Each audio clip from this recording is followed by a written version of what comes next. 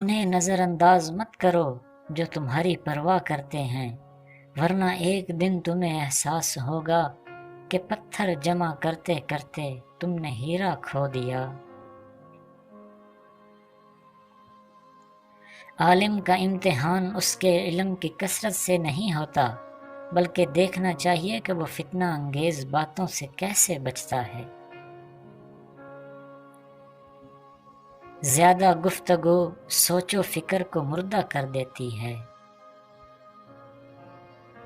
خلوص اور عزت بہت نایاب تحفے ہیں، اس لیے ہر کسی سے ان کی امید نہ رکھو، کیونکہ بہت کم لوگ دل کے امیر ہوتے ہیں۔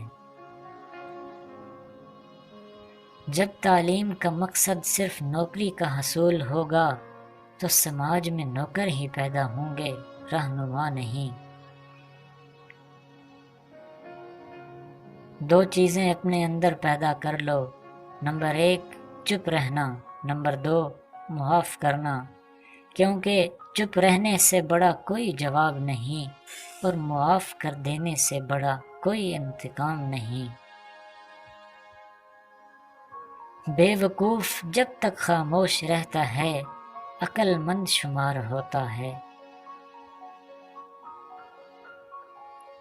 مصیبت سب سے بہترین کسوٹی ہے جہاں پر دوست پرکھے جاتے ہیں۔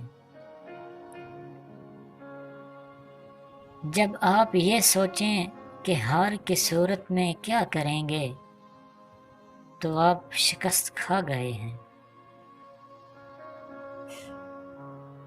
اس رب کی ناراضگی سے ڈرتے رہو جس کی صفت یہ ہے کہ اگر تم بولتے ہو تو وہ سنتا ہے، اور اگر دل میں رکھو تو وہ جانتا ہے۔